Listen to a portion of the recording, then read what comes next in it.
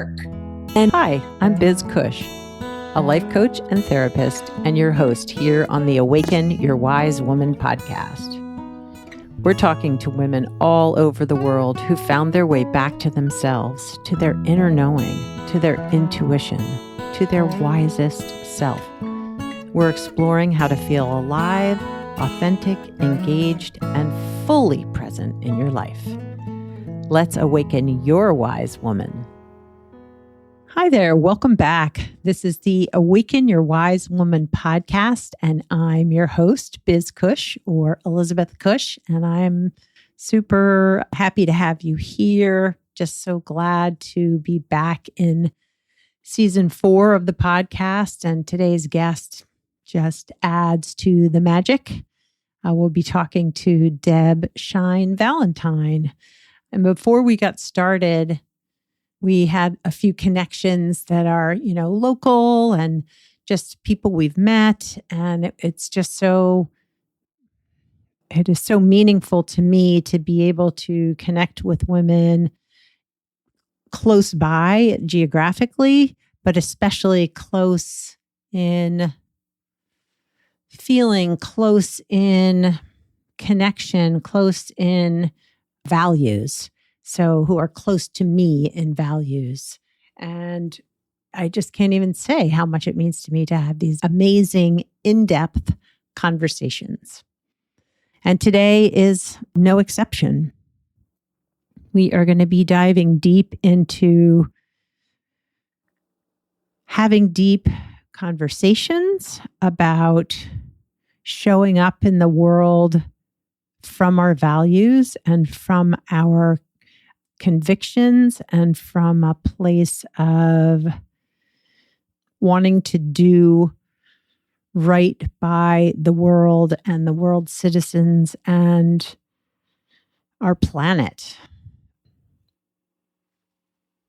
But before we jump into this amazing conversation and more about Deb, I just wanted to let you all know there are still spots available for one-on-one coaching with me. It is a 6-month commitment, and we work one-on-one twice a month. Prices will be going up in the new year, so if you book a call with me and lock in this year's prices, you'll get a better deal.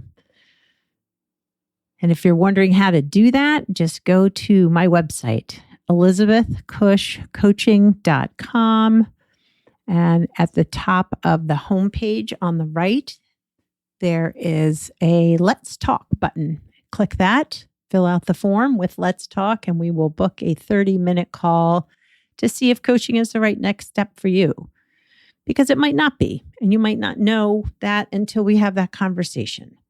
So there's no obligation. The call is free, but it gives you an opportunity to see if coaching is the right next step. As a coach, I am a listener, a supporter, a holder of space and silence. I provide guidance if needed, but really I'm here to support you as you explore the places in your life that are feeling stuck or not quite right, or you are ready to move into something different at this time in your life, and you're just not quite sure how to get to that next place, how to be living your life fully with purpose from your values. So head on over to elizabethcushcoaching.com and click the Let's Talk button, and let's schedule a call. And without further ado, here's a little bit about Deb Shine Valentine. Deb Shine Valentine is a life, leadership, and women's empowerment coach and racial equity consultant. She has over 30 years of experience as an educator in settings ranging from early childhood education to college, and over 10 years as a coach, author, and entrepreneur. Despite her best efforts, she never could find a way to suffer enough to make the world better, and trying to do so made her life feel pretty darn heavy. Fast forward to today, She focuses her efforts on joy, pleasure, and self-compassion as the means to bringing change that makes the world better for all beings. She calls this path Thriving for Equity and loves helping others to do the same. She is the primary author and editor of Feel Better, Do Better, a guide for people who want to change the world, but sometimes have trouble making it to lunch, and co-creator of Feel Better, Do Better Together, a Black and woman-centered group coaching program for people who are ready to trade perpetual sacrifice, overgiving, and overwork for lives they want to wake up to that make doing the hard stuff more worthwhile. I'm super excited to have Deb on the podcast, so let's jump into this conversation. Hi, Deb, and welcome to the Awaken Your Wise Woman podcast. Thank you. I'm so happy to be here. I'm so happy to have you. It's really fun for me. The thing I love about podcasting is I get to talk to so many amazing women across the globe. And the fact that you and I are sort of neighbors, you're a little closer to home. It's really nice to just feel, I don't know, I guess the energy that we're creating is just so, I don't know, it's growing, it's building. But for the audience members, the listeners that don't really know who you are and what you do, I would love for you to share a little bit about yourself and what inspires you. Yeah. Well, I'm a life coach. I primarily work with people who have a commitment to social justice or spiritual leaders. And that often women, but not always women.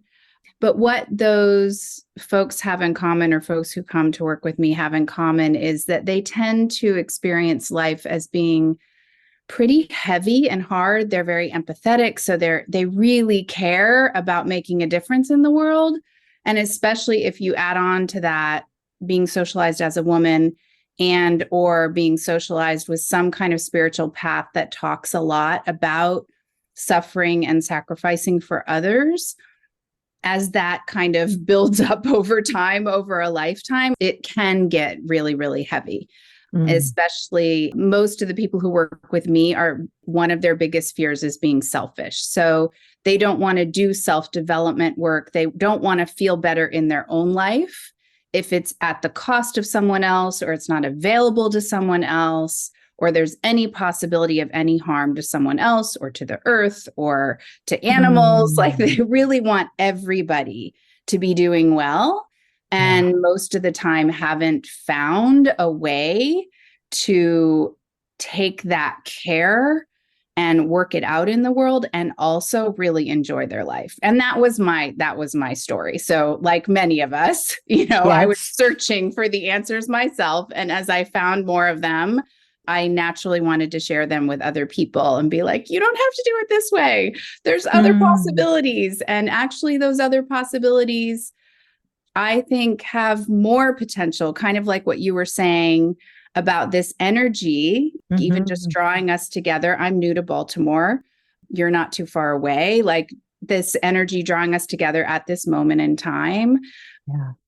That Sort of mystical, spiritual, energetic piece, along with real stuff going on in the world, is where I'm often working. Yeah. Oh, and I should say I have a book.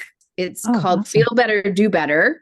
Nice. A guide for people who want to change the world, but sometimes have trouble making it to lunch. So it's really, I love that title. Yeah, it's really for that group. And I have 8 Black, Indigenous, and people of color colleagues who contributed an essay to each chapter, because we really wanted it to be coming from more perspectives than just mine. And so that it would hopefully be supportive to a broader range of people. So I'll pause there. You asked me about what's inspiring me, but I'll pause because I've talked a lot already. Oh, yeah. Well, I just wanted to go back to the piece you said about feeling selfish, not wanting to, wanting so much to help others so that you're not really focusing on what you might need. But I also think this piece of I might be struggling, but because others are struggling more than me, I don't deserve the right to talk about it, feel it, share it. And I hear that so often in my work. I mean, as a therapist and as a coach too, like other people have it worse than me. So if I'm wallowing, or that's their word, or if I'm stuck in my sadness, like that's almost selfish. Absolutely. Yeah, absolutely. 100%. I just want to take that in for a minute because there's so many different pieces to that, right? So one piece is I listened to one of your podcasts, which was about highly sensitive people. And so there's that piece around many of the people that work with me have some kind of trait, whether they call themselves highly sensitive or not. There's a sensitive nervous system that we're just wired with. And so it can make it seem like our needs are ridiculous. They're too big. Right? Huge. They're too much. And one of the coaches that I've trained with, Martha Beck, I think it was from her that I got this analogy of cars and gasoline. She talked about riding in some really fancy, expensive race car with somebody, and that person talking about how high maintenance this car was, like how sensitive it was and how difficult it was. Like you had to have exactly the right gas and you had to use it and manage it in exactly the right way. And she used that as an analogy to say, nobody's getting mad at the car for being so sensitive and needing this particular kind of gas and saying, sorry, like you have to use regular because it's just not going to work. Like it's not going to work. And so that, I think that's one piece. One piece is sort of the individual my system. If my system is sensitive, if I'm very empathetic, I probably have things that are actually needs for my system, but I'm probably labeling them as wants or as excessive. And I think Julia Cameron's work in The Artist's Way also helped me some with this, but just when we can say, maybe it's possible that I need quiet in the car. Yes. And this is a very specific one. I can give you a very specific, I'm all about cars today for some reason, but my husband, I love it. It was so helpful to me when I was able to, I read something about the highly sensitive person and was able to make sense of this conflict in the car of him wanting the radio on or something on. And often me needing it to be not just quiet music, nothing. Yeah. Nothing at all. And no like TV on in the background at home and all of that. And when both of us were able to recognize for him, often, especially when driving, stimulation is helpful. Like it keeps him awake, it keeps him alert. And for me, it's a distraction. Yeah. And so we're able to have a conversation where we can actually both get our needs met as best as possible in that moment. So I think that's one piece. There's this individual, what do I need as a person? And can I honor that and call it valid? I think there are also systemic pieces. Yeah. And so one of the things that's important to me in my work is that, so there also are, I thought as a white social justice oriented woman, I would probably mostly attract white social justice oriented women. And I have worked with many, but I also have worked with quite a few African-American women, and that surprised me. But part of what I've found and heard from them, and that also impacted why we added more voices to the book. Because when I first wrote the book, I thought, am I writing this to a white woman, to a white audience? Is this Right. just for white people? And I had some of these clients actually read the book and give me feedback and say, no, this is for us too. Okay. Part of what I see is that because of the work that I've done, and it's ongoing work, Always. around Yeah. race and gender in my own life, Yeah. there is a way in which I'm at least able to have an awareness and a context that the space I hold includes an awareness that you might be working with something because just of something individual, like you're having trouble owning what you want just because of your own individual situation or your individual family, or this, what we just talked about, not being really able to see your needs as valid. But that's within a context, right? It's within a context of a patriarchal society, and it's within a context of a white supremacist racist society and other things, capitalist, et cetera. Yes. Yes. Yes. And so part of what we're able to do also that I think is so important is when we can start to see the both and, it's so much more powerful. And I know you do this in your work from what I've seen of yours. It's so much more powerful when we can have that understanding and compassion for ourselves. Yeah. And it makes sense that you don't know what you need. You were socialized as a woman not to know what you need. You were socialized to be silent. You were socialized to not need much so you could marry well.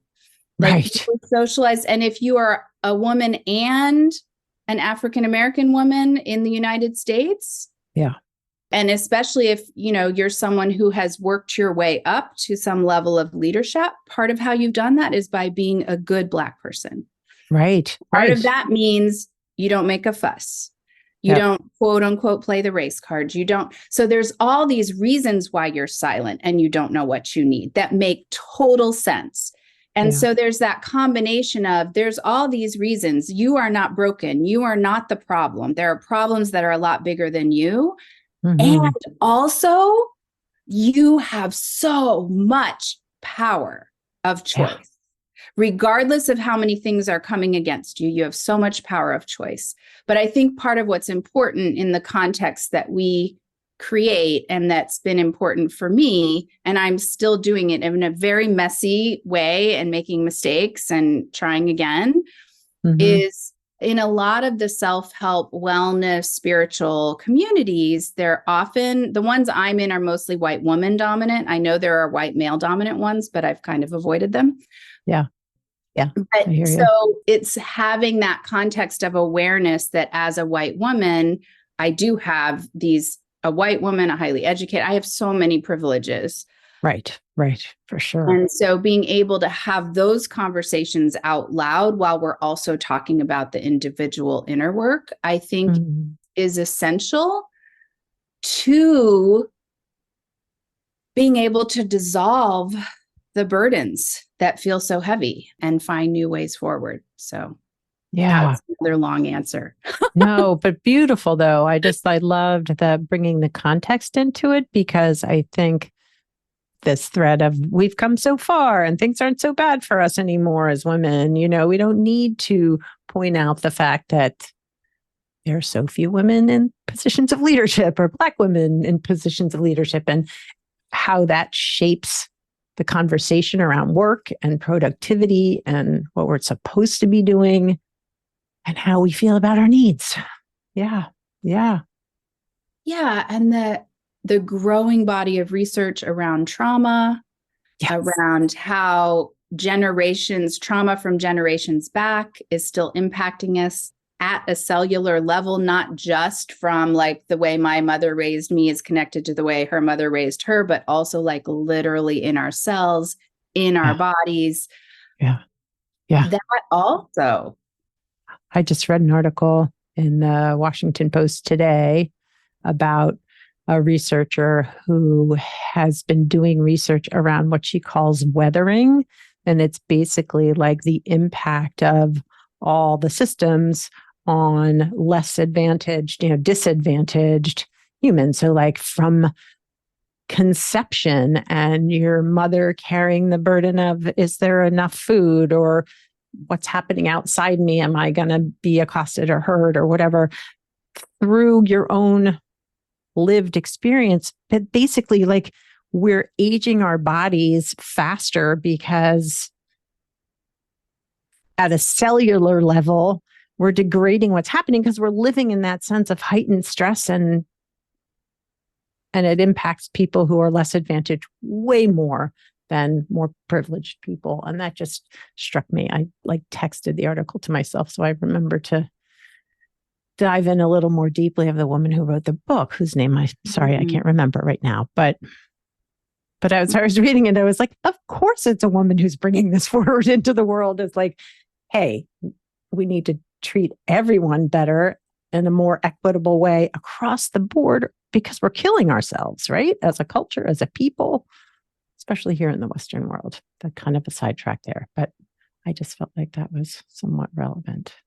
Absolutely. And when we do that, that's the crazy thing that in the US, in the political conversation right now, particularly around like curriculum in the schools, et cetera, there's a lack of understanding that when we do that, when we create this world where the people with the highest number of challenges thrive, we all get better. It's like the opposite of that. I forget that saying about one boat rises, the other boats rise. That's not the saying, but that's the idea.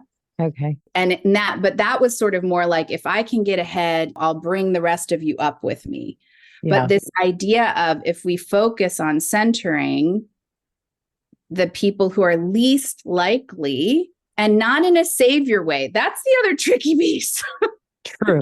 That is right. So not true. Coming in. And that's what Aminata Soul, I think, has been such a great teacher for me, the person who introduced us, because she's an African-American woman.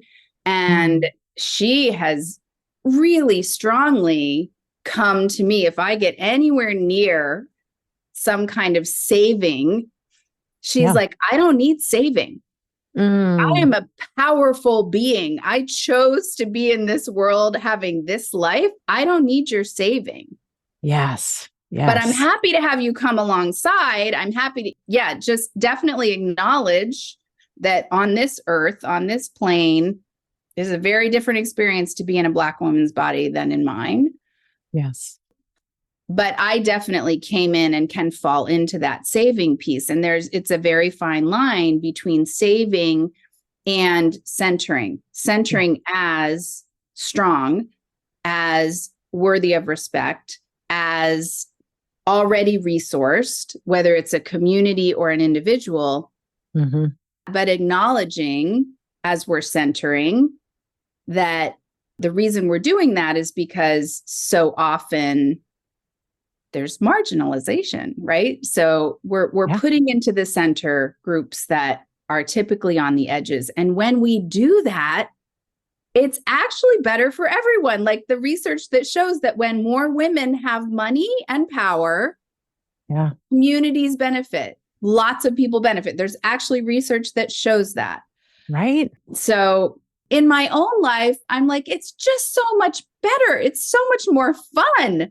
So much more interesting. So much more interesting. Yeah, there really is this incredible strength in diversity. Like really, really, not just like as a catchphrase. No, it just is so much richer, I think. The returns are richer almost, right? Like, I mean, that sounds so capitalistic, but we receive the benefits of, we, as in white women, white people. This feels like I'm stepping off a cliff here, but yes, of course, we can't hold all the power. That's not tenable. I mean, it can't continue, right? But by bringing more people into powerful spaces, it's better for everybody. Yeah, it is better for everybody. And I appreciate that you were like, oh, this is feeling like maybe like, I don't know how to talk about this, because of course we don't know how to talk about it. We're not supposed to talk about it. I know. And we're in this cancel culture too, where if the wrong soundbite gets out there, often there's like really harsh critique. And if we talk out loud about race, we're going to make mistakes. Yep. We're going to say something that causes harm. And that's going to happen also because people of color are not a monolith. Right. Absolutely. So, one person is going to say, yes, I want you to do this work with your people. And another person is going to say, no, you shouldn't be doing it. I should be paid to do it, and Absolutely. you can't make both of those people happy. And they both are individuals worthy of respect. So yeah, absolutely. it's tricky and it's messy, and our traumas come up. Yes. Our traumas come up. Yes. Not absolutely. just ours. Like when we try to work in multiracial spaces, which I have a couple colleagues who've been working with me on a group coaching program, Feel Better, Do Better group coaching program. And one of them, we were moving towards being really kind of a co-created thing. Mm-hmm. And we were this is so great. It's so wonderful. We love it. It's so good. And there's still so much of that for us, but we hit like really unexpected, deep things coming up, trying to be in this interracial space together, holding space for people to grow. So there are reasons also why we tend not to do that. Yeah. That are practical, it was harder to recruit because we were keeping a commitment to 50% people of color in the group. Yeah. So that made marketing trickier. There were challenges from our deep stuff coming up with each other to this is harder to market and, harder to price. And we're not meant to be able to do this well in this context. Yeah. Well, we really haven't, I don't know if taught is the right word, but we really haven't learned how to do it equitably. At least, all right. I also feel, again, like I'm stepping off a cliff here. It's not what we know yet, I guess is what I'm trying to say. Yeah. Right? Yeah. And I love that you added yet. Yeah. Well, it's not what we know yet. Yeah. Yeah. Well, I'm hopeful that that's the truth, right? That we are learning and hopefully working to do better. You shared in a little personal aside of the form that I filled out, or you filled out for talking to me about when you first came to this work that you, here, I'm going to quote you, you sacrificed your way to making a difference in the world. Mm-hmm. And I think, well, I love that you put that out there and that you found that's not the way to go. But two, like for me, there is a part of me entering into this work for myself and for the world that I felt like the only way to do it well was to sacrifice myself. And that terrified me. I was like, I don't know if I have the bandwidth, the capability, the being highly sensitive. It felt overwhelming just stepping in the door. Yeah. Yeah. And are you talking especially about doing work around anti-racism or like that? Yes. Yeah. Yes. Yeah. Yes. That's so common and really resonates for me too. Yeah. And I love that you brought it up. So I think one of the things, there's a couple things that come to me when I think about that quote and sacrificing my way to make the world better. Mm-hmm. One of them for me was I really came to, because of my upbringing, which was very conservative Christian and where like being a feminist was a bad word. I was socialized that I should stay home with my children. I didn't get like the most extreme version. Like my parents supported me going to college, but still ultimately kind of the idea was I would probably end up staying home, or maybe I would be a teacher or a nurse, but it was very gendered. So I came to some concerns about race and racism in high school, just in little moments, and then went to a conservative Christian college.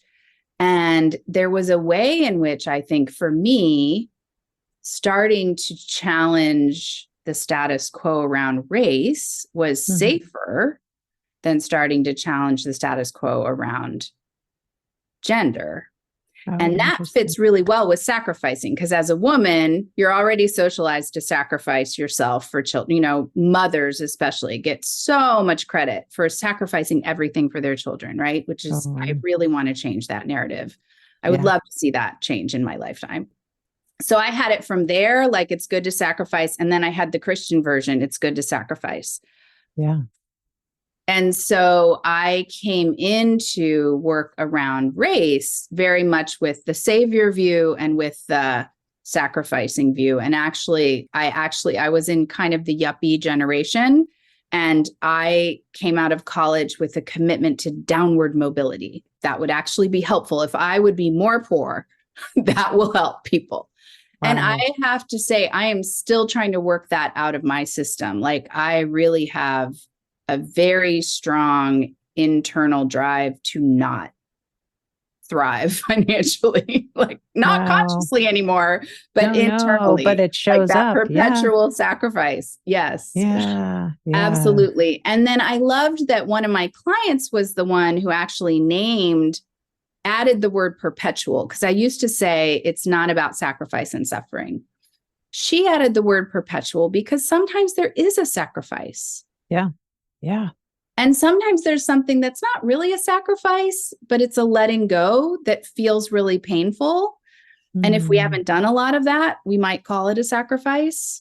You know, like I think for white people, as an example, letting go of a favorite movie that when we watch it again, we realize, oh my gosh, the racial bias in this is atrocious. I can't love this movie anymore. It's not a sacrifice, but it is a letting go that is painful. It has some pain in it. There's some loss in it. So, but that was one of the things that came to mind when you talked about that. But interesting that you're recognizing, or you recognize that it was almost easier, that might not be the right word, to move towards sort of social justice, anti-racism versus genderism, because that was so ingrained in how you were raised and family and expectations and all of that, where kind of stepping to the side, like, well, maybe if I do this work, it feels more comfortable within the context of who I am in my known world, right? Of how I was raised. Yeah. Well, and the other thing that you just reminded me of, which was part of where I was going with that, is it also aligned well with my commitment to shame. Because I could just stay with, I am a sinner, I should feel ashamed. So as a white person, I'm always in the wrong. Yeah. It's always my privilege. And that's not true either. And it's not helpful. No. And I was really stuck in that shame, which is another piece of how I came to the work of coaching and left a tenure track job and went on this very different path. And I also should say, my husband's African-American and we've been married 28 years. So there's been a closeness to the African-American community because of my marriage. But even within that, and having two children, I mostly for 20 years was stuck in, my job as a white person is to feel guilty. Yeah, right. Which isn't supportive to any cause. No. And it's connected to what you said about capacity. I don't think you used the word capacity, but it's very much connected in my experience. My journey has been that, and actually, Aminata Soul is one of the places where I learned this, that I had to come to the place where I could have a boundary and not assume that everything related to racism, when I heard about it on the news, when I saw it, was my responsibility. Yeah. So I had to come to the place where I could pause and check in with myself, not look away, but feel the pain. So there were several pieces. I had to pause. Yeah. I had to practice my capacity to feel the pain, not turn away from it. Yep. I had to learn how to do that. I had to learn how to move pain through my body and grief, which is also, it's about sounding. It's about moving your body. It's about things that also have been shut down in our culture. Like you're not supposed to like start shaking. We say shake it off, but don't actually shake. Don't actually move, right? Yeah. So moving, sounding. Or if you just move your hands, that's okay. Yeah, that might be okay, especially down low, but not up high. Yeah. So yeah, learning to pause, to feel, to process, whether that's moving or sounding or calling a white friend usually is better, who can help me process, who understands the work and will help me process. And then coming to a place where I notice, okay, I've calmed my nervous system. I've felt the grief and the pain of having seen this or heard about what just happened or come to a new awareness that I didn't have before. And then deciding, what is my action to take? And sometimes the action to take is just what you already did, that you stayed with the pain. You didn't look away. You felt it. Maybe you prayed if you have some kind of prayer practice. Sometimes you might feel a nudge to a bigger action.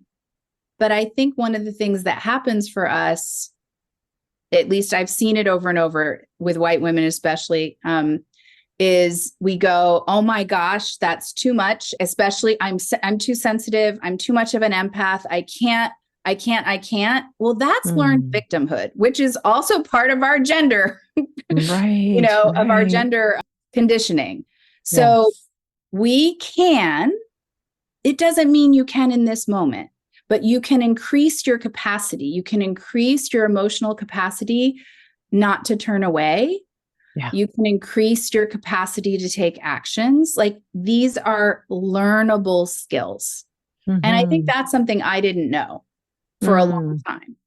I didn't know that I could learn. I could stay sensitive. I don't watch the news. I don't read a lot of the news. I'm very low on my level of news that I take in. Me too. But I am more able now not to look away when something comes to me and to let it land, to let myself feel it, to process it through, and then to decide what's my action? Do I have an action to take? Yeah. And it can be tiny steps. So I think that's the piece. It's like we make it into this big thing, which stops us. Oh my gosh, I don't know if I'm brave enough to go march in the streets. Okay. Like nobody said that was your next step. Right. Yes. Yeah. You do not have to be at the head of the crowd with the banner screaming for social justice. Yeah. There is a beautiful children's book by this amazing poet. It's called A Quiet Roar Can Change History. And right now the name of the poet is escaping me. And there's an interview with her on the On Being podcast. I can look it up and add it in the show notes. But I loved it because it's a poem that became a children's book, but it's this story of this little girl whose parents are activists. And I think her brother goes out with them. And she sits behind a chair in the living room and just sort of, she's listening, but like, she's like in the corner, quiet. But what she ends up doing is making the signs. She comes out from behind the chair and she has these signs that they take with them. That's and I'm getting chills as I share that. I was going to say, I'm getting teary just you talking about it. Yeah. Because it's back to where we started, right? Honoring what kind of car are you? What kind of human are you? Your kind of human matters to do your work in your way. You don't have to do it a different way. So important. Yeah. I'm going to take that in for myself again. I know. Yes. And I love that you've given us the space to just given us permission to take the space to take that in. Because that's beautiful.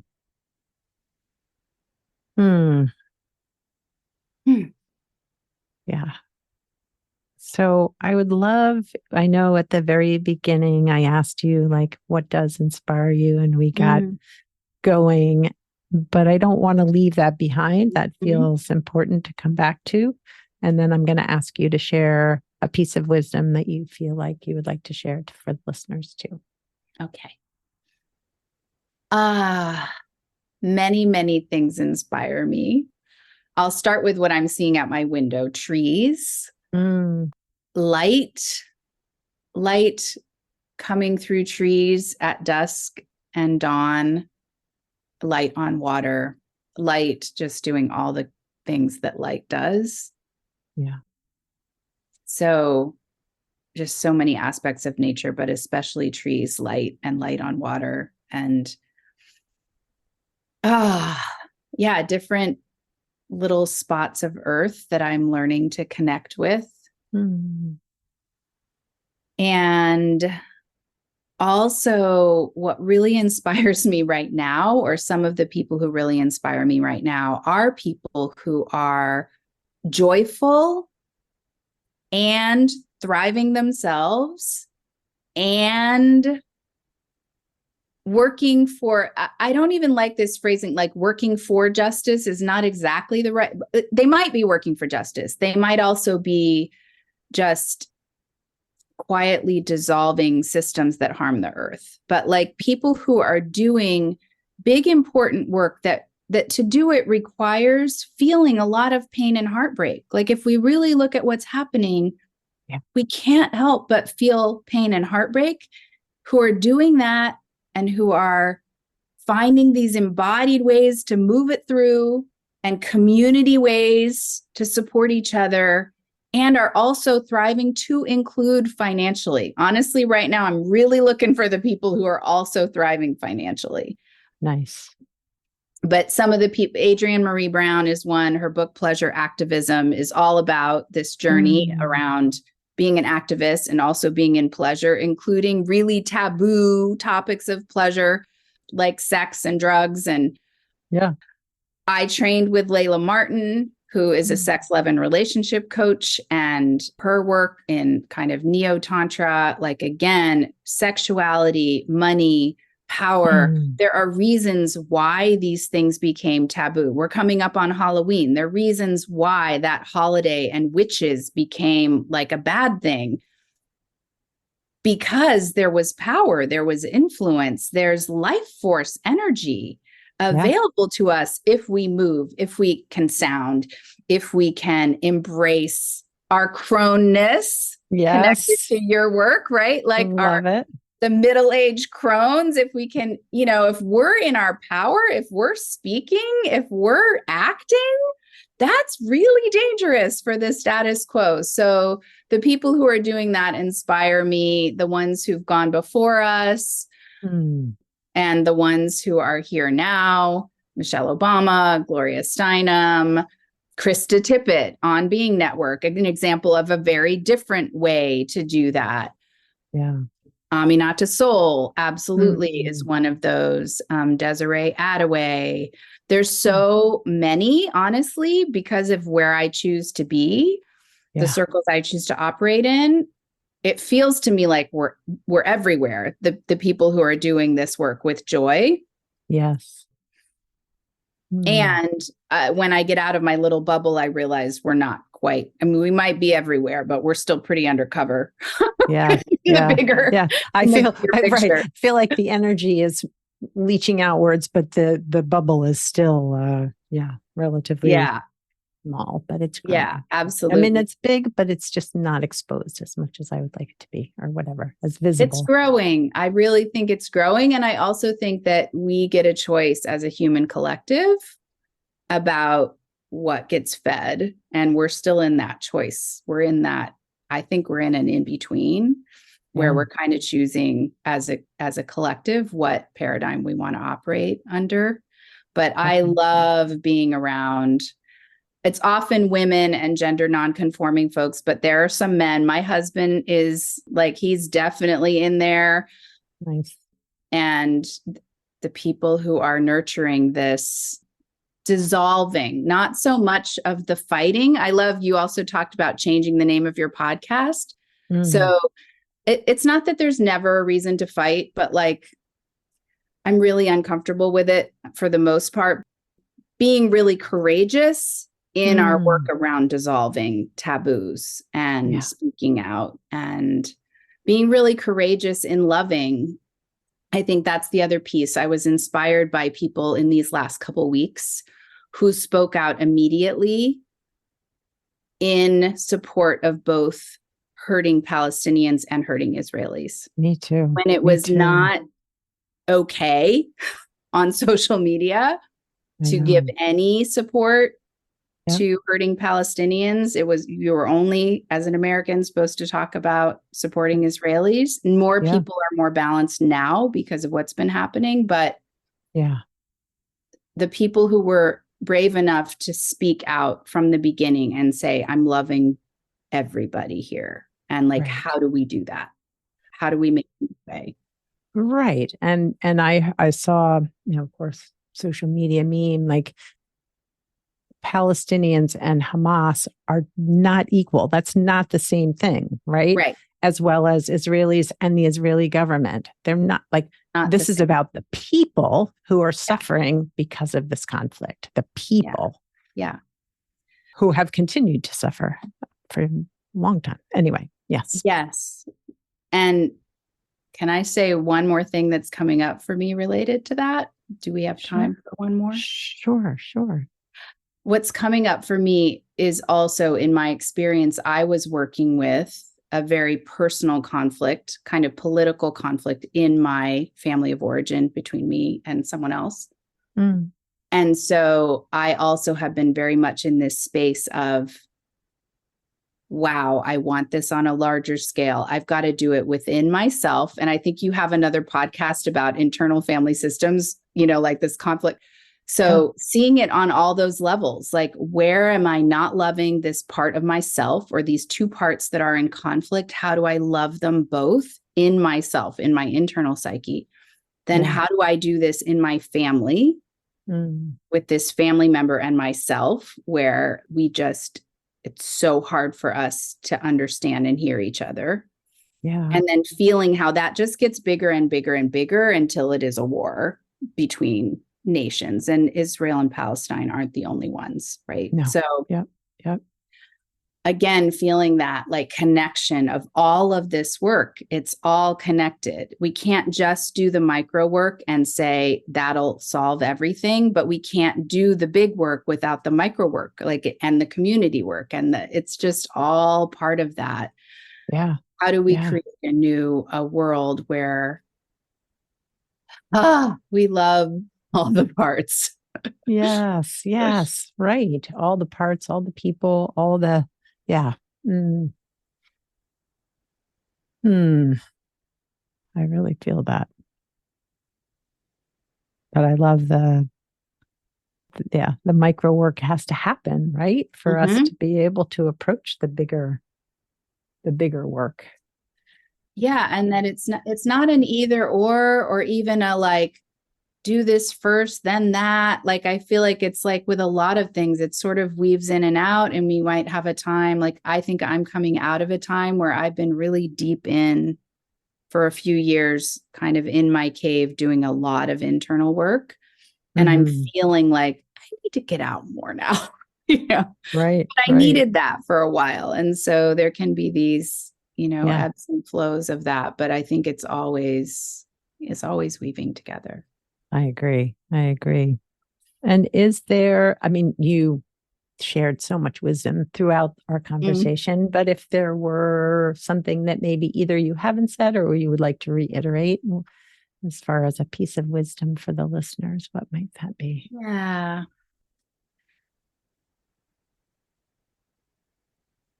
I think the thing that's coming to me right now is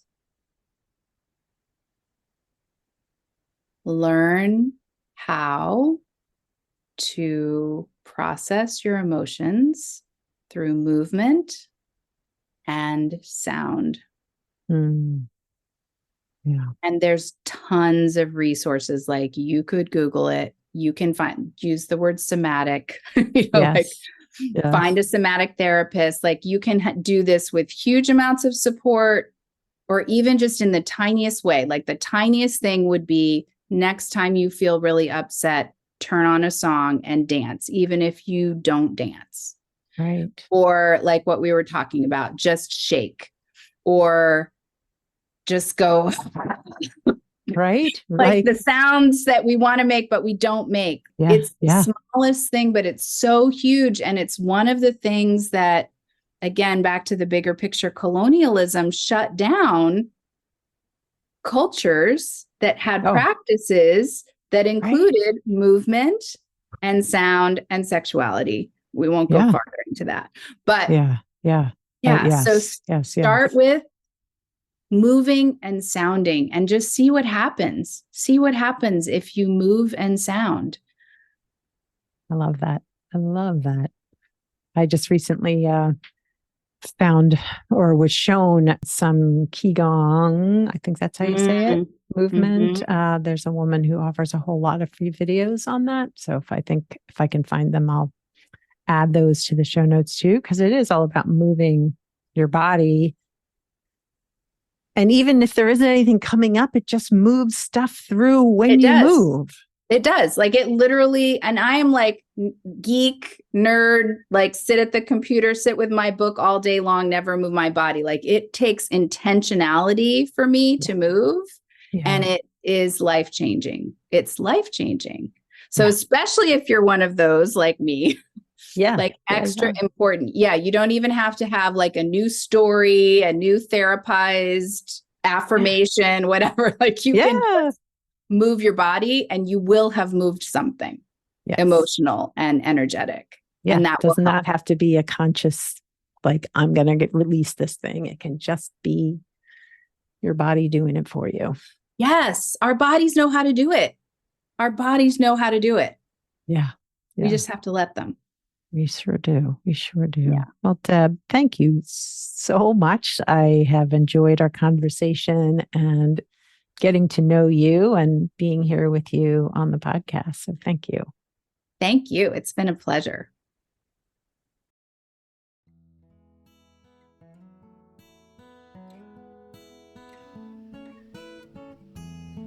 Wow, that was an incredibly powerful and, for me, empowering conversation with Deb Valentine. I really appreciate being able to go deep with other women about topics that are hard, that maybe we don't feel 100% sure of how to go about talking about this thing. And today was racism and genderism. And if I made mistakes or, as I said, stepped over a cliff, I am always open to feedback and readjusting, making amends, correcting myself. But yeah, I just found the conversation really enriching and authentic and powerful, just really beautiful. So I appreciate Deb's coming on the podcast so much. So I will share her books. And I forgot to ask her to share how people would find herself, which I normally do at the end of the podcast. So guess what? All of that will be shared in the show notes. How to find Deb, her website, her book, all the great resources we talked about today. I think one of the things that really touched my heart in the conversation was her story of the book, A Quiet Roar Can Change History, and the little girl that hides behind the chair as her parents go off to activism, and her brother and, getting ready to put themselves out there. And she comes out from behind the chair with the signs. That really literally brought tears to my eyes. And it's just such a beautiful story that we all can play a role. And we just have to find the roles that work for us. On another note, I do still have coaching spots available. 6 months of working with me one-on-one. If you are interested in working with me, you can find out more about what the work entails. This is really about your journey and my support of you in your journey. So I'm not going to be telling you what to do. I am not going to be pointing you in the direction of your next step. I am listening, supporting, holding space for your personal transformation and transmutation. So whatever, if you're feeling stuck and you would like some support, please reach out. If you go to my website, elizabethcushcoaching.com, there is a button up in the top right-hand corner that says, Let's Talk. Just fill out an email there with a subject of Let's Talk, and we'll schedule a 30-minute free call to see if working with me is the right next step for you. You can also sign up for my newsletter. Occasionally, I offer free coaching calls. So the only way you're going to know about that is either here on the podcast or in my newsletter. So sign up for the newsletter, elizabethcushcoaching.com/sign up. As I said, all of the show notes will include all of Deb's contact information. I apologize, Deb, for not asking you that. And you can find those at awakenyourwisewoman.com. I hope you all have a wonderful week, and I look forward to connecting with you next time here on the podcast. Thanks for listening to the Awaken Your Wise Woman podcast. The information in this podcast is not a substitute for seeking help from a licensed mental health professional. Music by Andy Cush, sound editing by Laura Disler, and show notes by Kathy Cush.